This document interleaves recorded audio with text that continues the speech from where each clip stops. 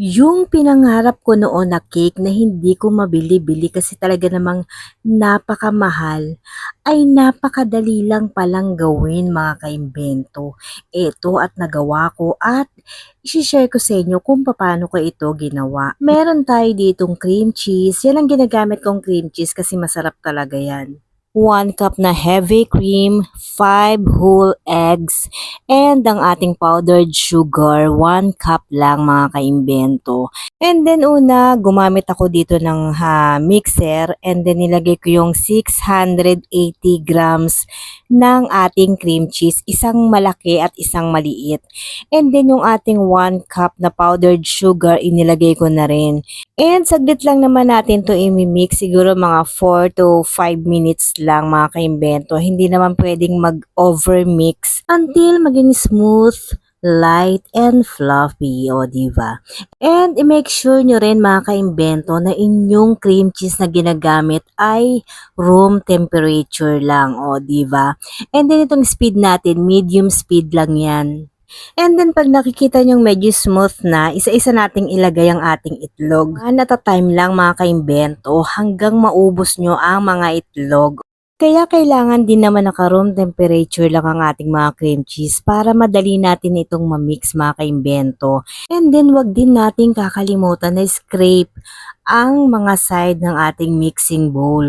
Napaka-social pakinggan itong cake na to and social na social din naman talaga ang lasa. Kaya naman pag bibilin mo ito sa labas, napakamahal naman talaga.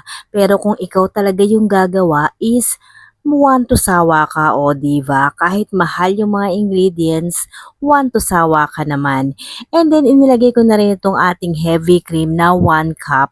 And then tuloy lang natin ang pag-mix nito hanggang sa maging smooth na siya mga kaimbento. And then bago ko makalimutan, ilalagay nyo pala yung egg pag nag-smooth na yung ating sugar at ang ating cream cheese. And then dito sa aking baking pan, dyan ko siya nilagay sa aking pang cupcakes na paper cupcake ba tawag dyan.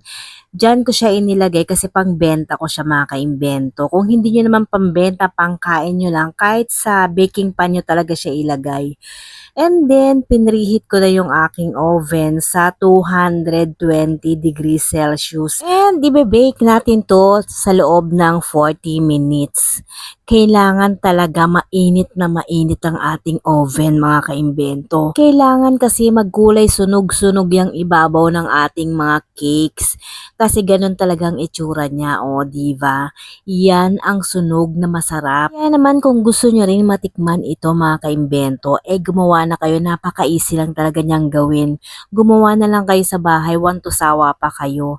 And then yan na yung aking mga nagawa. Pangbenta ko kasi ito mga kaimbento. Try nyong gawin ito mga kaimbento at gawing business kasi malapit na yung mga holidays dyan sa Pilipinas. Parang masarap talaga, ako na ang nagsasabi, o diva. Sa mga hindi pa po nakakapag-follow, please follow, like, and share.